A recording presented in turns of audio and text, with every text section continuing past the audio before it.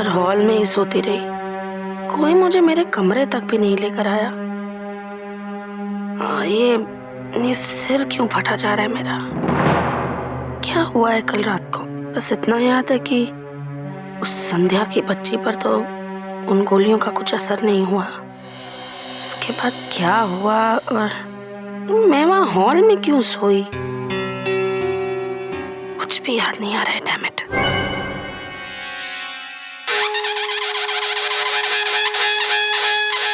क्यों जाग गई सरला की जवानी?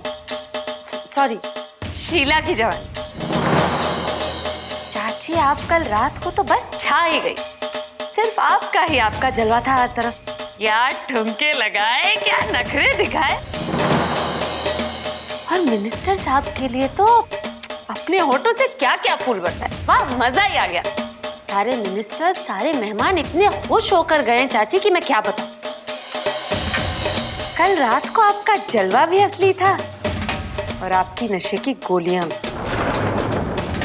लेकिन आपकी किस्मत खराब थी कि आप वो गोलियां मुझे नहीं खिला पाए। क्या है ना कि आपने वो गोलियां जूस में तो मिलाई, लेकिन जब आप ये सब कर रही थी ना, आपको किसी ने देख लिया।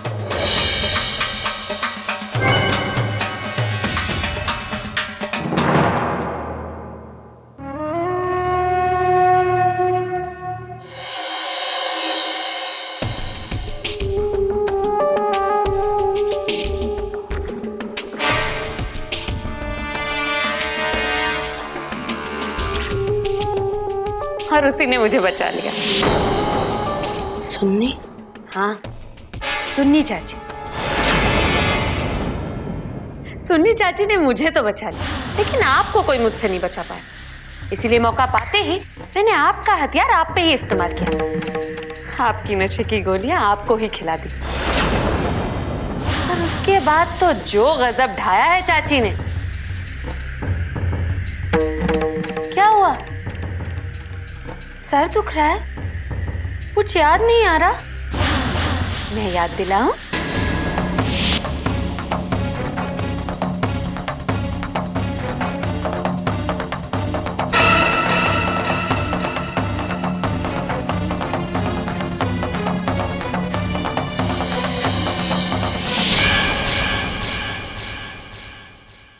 लेकिन मानना पड़ेगा चाची, यही परफॉर्मेंस आपने किसी फिल्म में दी होती ना, आपको तो ऑस्कर मिल ही जाता।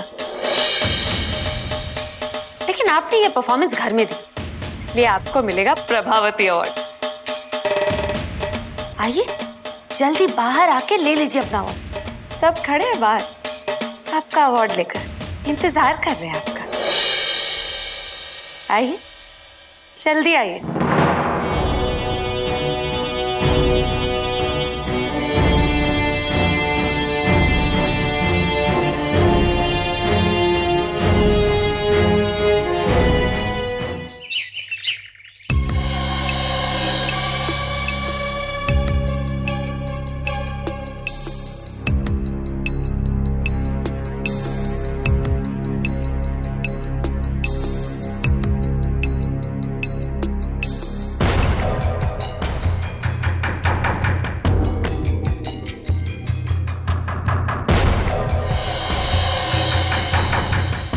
माफ कर दीजिए। मुझे नहीं पता कि मुझे कल रात क्या हो गया था। जरूर किसी ने मेरी ड्रिंक में कुछ मिलाया होगा। मुझे तो ये तक याद नहीं है कि मैंने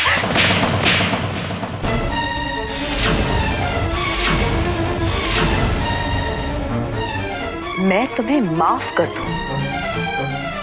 इतना बड़ा तमाशा तुमने किया, उसके बाद तुम उम्मीद करती हो कि मैं तुम्हें माफ कर दूं। तुमने सारे मिनिस्टर्स को ह्यूमिलिएट किया, मेरा इंसल्ट किया सबके सामने, सारे पुराने दोस्तों से हमारा रिश्ता खत्म कर दिया, हमारे सारे नए प्रोजेक्ट्स खत्म करवा दिए, बंद करवा दिए, और तुम उम्मीद करती हो कि मैं तुमको माफ कर दूं? नो चांस सरला। जो कल तक हमारे दोस्त थे, सब हमारे दुश्मन बन चुके हैं सिर्फ तुम्हारी वजह से। मेरी तो समझ में नहीं आता कि मैं तुम्हें इस घर में बर्दाश्त कर क्यों रही हूं। भगवान जाने पंकज कब वापस आएगा, कब हमें इससे छुटकारा मिलेगा हमेशा के लिए। बेशरम कहेंगी।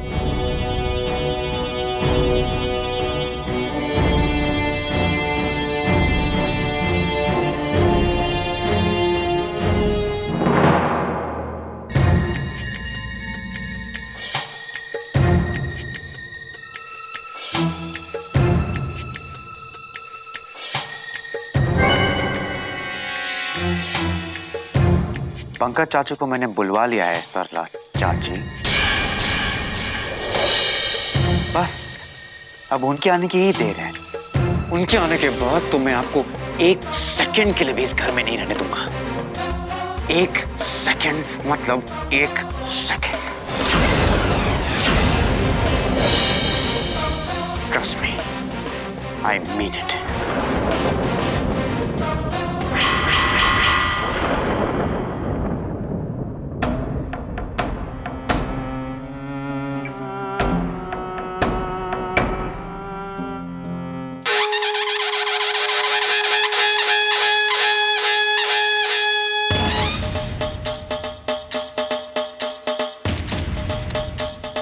गंदे लोग हैं नहीं?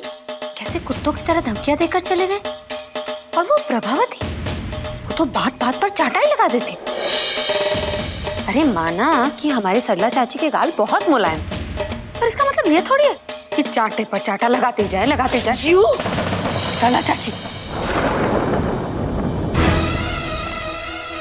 सरला चाची कब तक ऐसा चलेगा? कब तक आप मेरे रास्ते का रोड़ा बनने के लिए खुद टोकर खाती रहेंगी? चाची, मैंने आपको पहले भी समझाया था, मैं आपको कोई नुकसान नहीं पहुंचाना चाहती। मेरी आपसे कोई दुश्मनी ही नहीं है, क्योंकि का ना तो नीरज की हत्या में हाथ था, ना ही मेरे बाबा की हत्या। सरला चाची, मैं आपसे कुछ नहीं कहूंगी, आपको कुछ नहीं करूंगी। आप बस मुझे मेरा काम शांति से करने दीजिए, वरना ऐसे ही बार बार मात खाती रहेंगी और चाटे भी।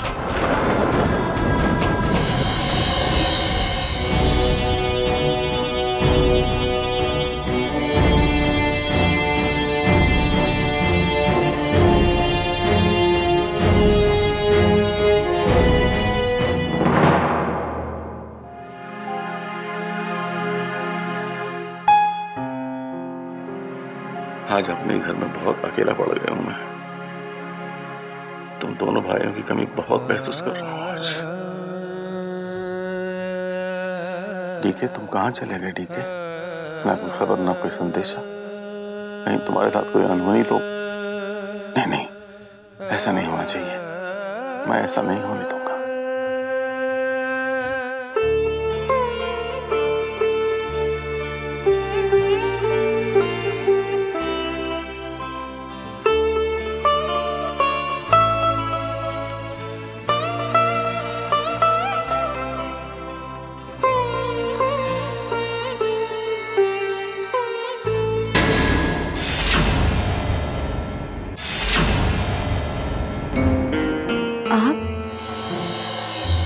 अब बोले तो सुबह सुबह अचानक अपने पीछे क्या अंकल? सुबह सुबह वृंदा को चौंका दिया एकदम। सुनो,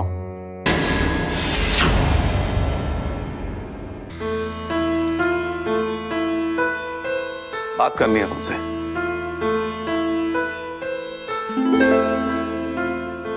मैं मानता हूं कि डीके कई जगह गलत है। उसने अपनी जिंदगी में कई गलत काम भी किए और तुम्हारे साथ भी उसका बर्ताव अच्छा नहीं रहा। लेकिन तुम जानती हो कि इधर कुछ दिनों से वो गायब है, उसका कोई पता नहीं चल रहा है। मैं ये जानना चाहता हूं कि कहीं तुम नहीं तो उसे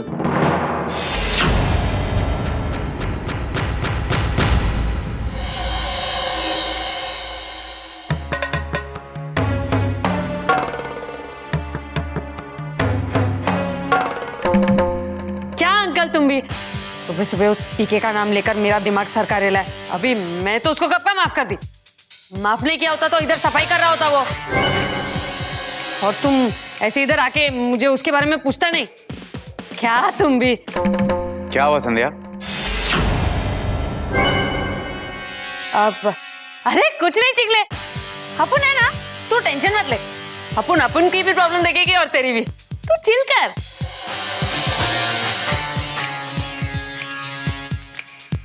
खोल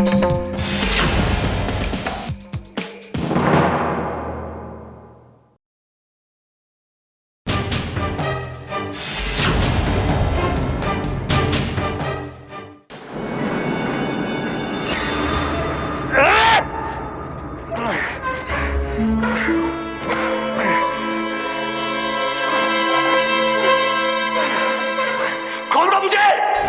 मैंने कितनी बार तुम लोगों से कहा मुझे खोल दो, रस्सियां खोलो मेरी, खोलो मुझे। ले चुपचाप खाना खा, खाना नहीं खाएगा तो युवराज साहब हम पर चिल्लाएंगे। अगर तुम्हारे युवराज साहब को पता चल गया ना कि मैं जरा सी भी तकलीफ में हूं तो वो तुम पे चिल्लाएंगे। तुमने देखा नहीं उन्हें कितनी फिक्र है मेरी। भले ही मुझे यहाँ बांध के रखा है लेकिन मेरा ख्याल भी तो रख रहे हैं वो। हाँ बांध के ख्याल रख रहे हैं ना। ये युवराज साहब भी अजीब है यार, एक तो बांध के भी रखा है और ख्याल रखने में बोल रहे हैं। तुम्हें क्या पता मेरा युवराज से रिश्ता क्या है? मैं युवराज का डीके चाचू हूं, चाचू का दोस्त ज्यादा। वो थोड़ा नाराज है मुझसे।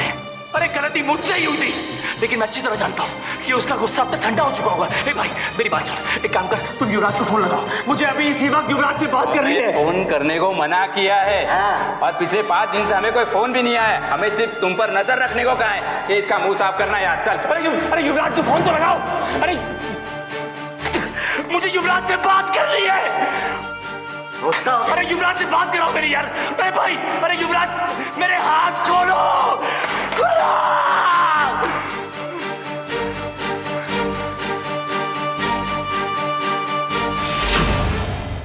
संध्या, अरे सुनी चाची, अच्छा हुआ आप आ गए। एक बार इधर आइए ना। ये देखिए मैं लिखने की कोशिश कर रही थी, आप एक बार मुझे बताइए ना मैंने ठीक लिखा है क्या? हाँ, ये बस थोड़ा टेढ़ा है, ये सीधा कर दो ऐसे। एक बार फिर से बता दीजिए। अच्छा, ये सब तो मुझे बाद में दिखाना, पहले मैं तो तुम्हें कुछ दिखाना चाहती हूँ। क्या है उस बॉक्स में? मैंने तुमसे कहा था ना कि नीरज के सामान का एक कुरियर आने वाला है, ये वही।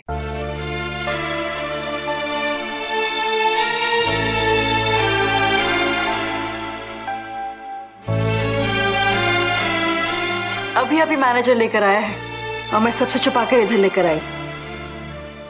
नीरज का सामान, देखो तो सही। रुको रुको रुको, आराम से। अगर किसी को पता चल गया कि हमने ये बॉक्स पहले खोल लिया तो बेचारे मैनेजर की नौकरी चली जाएगी। इसे हमें आराम से खोलना है, इसमें से तुम्हें जो रखना है रख लो, फिर अच्छे से बंद करके रख देंगे। वो तो ठीक है लेकिन पहले इसे खोले तो सही। क्या पता चाची इसमें नीरज की कोई तस्वीर मिल जाए। चलो आओ उधर बैठ के खोलते हैं।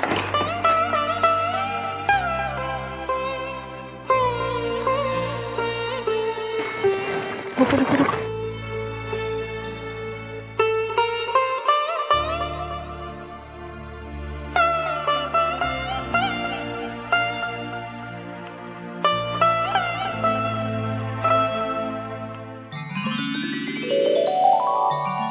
ये उसकी डायरी है।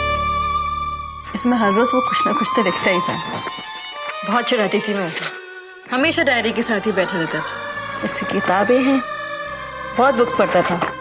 ये उसकी कुछ म्यूजिक सीडीज हैं।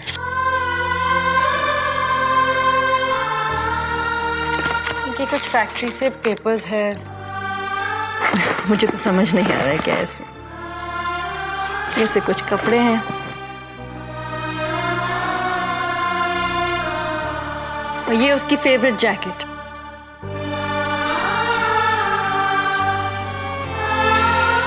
संध्या, मैंने अंदर खोल के देख लिया है लेकिन कोई भी फोटो नहीं मिली।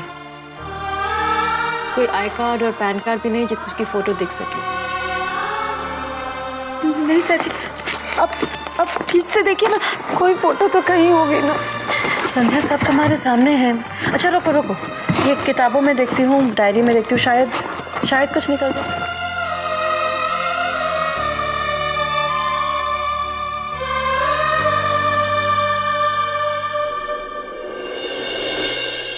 अरे ये मिल गई फोटो। हाँ, मुझे दिखाइए।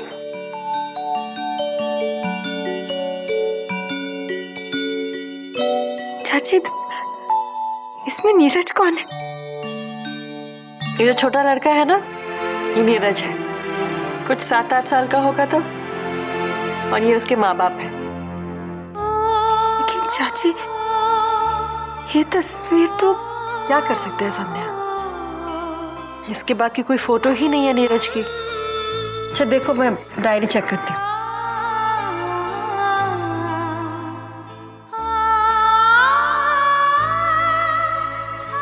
कोई बात नहीं चाची, बचपन की है तो क्या हुआ, तस्वीर तो नीरज की ही है ना। मेरे लिए यही काफी है उसकी यादों को समेट कर रखने के लिए। संध्या, एक काम करते हैं, तुम्हें इसमें से जो भी सामान रखना है रख लो, बाकी मैं इसी बॉक्स में पैक करके वैसे के वैसे घर वालों को दे देती हूँ। नहीं चाची, ये चीजें उनको लौटाने की कोई जरूरत नहीं। आप इस बॉक्स में कुछ और रख दीजिए। उन लोगों के लिए न ये चीजें मायने रखती हैं, न नीरज की कोई याद। वो लोग तो इसे भी जला देंगे, लेकिन मेरे लिए तो नीरज की हर चीज कीमती है। आप इस बॉक्स में कुछ और रख दीजिए। ठीक है, मैं इस बॉक्स में कुछ और भर दूंगी। ठीक है, तुम सब रख लो, लेकिन ये डायरी देने से पहले मैं एक बार पढ़ना चाहूंगी। चाची, ऐसा क्या लिखा है इसमें? ये नीरज की पर्सनल डायरी है। इसमें वो सब कुछ लिखा करता था, क्या फील कर रहा है, क्या सोच रहा है, सब कुछ। मैं डायरी पढ़कर तुम्हें बता दूंगी कि इसमें क्या लिखा है। मैं एक बार देखूं चाची?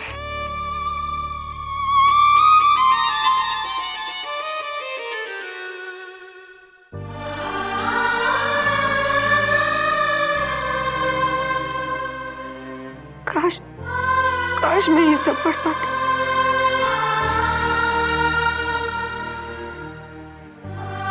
जब तुम सामने थे तो तुम्हें देख नहीं सकते थे, और अब जब देख सकती हूँ तो भगवान ने तुम्हें आंखें वापस दी हैं संध्या, और जिंदगी के हर इम्तिहान से गुजरने की हिम्मत भी।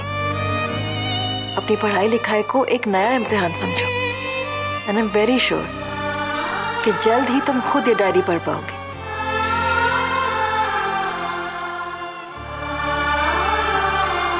चलो अभी आंसू पहुंचो, मैं डायरी पढ़कर तुम्हें बता दूंगी इसमें क्या लिखा है।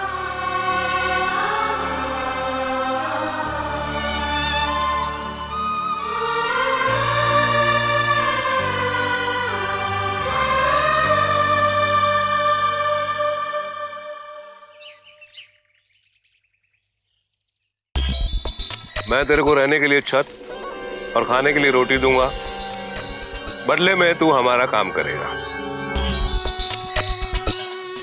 हाँ, मेरे को मत देख रहे, खा तू खा। माना किसने हम लोगों की धुलाई की, कोई गम नहीं, पर रघु दादा ने इस पे जरूरत से ज्यादा भरोसा कर रखा है। ये साला गूंगा जब से आया है, जब से खाए जा रहा है। मुझे नहीं लगता ये अपने धंधे के किसी काम आएगा।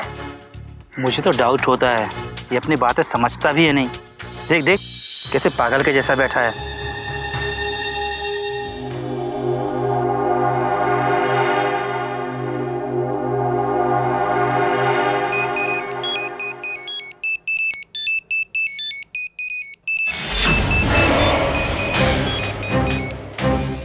कितनी बार कहा है मुझे फोन मत करना। एक मिनट।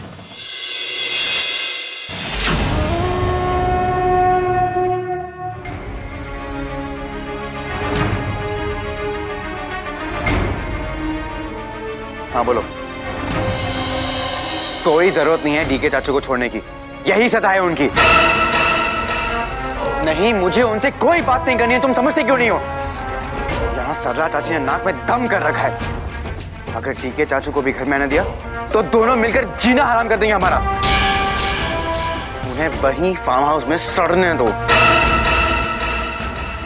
और हाँ, खबरदार जो मुझे बार बार फोन किया, समझे? अगर बहुत परेशान करे तुम्हें तो जो मन में आए करो उनके साथ, आई डोंट केयर। बस मुझे फिर से फोन मत करना।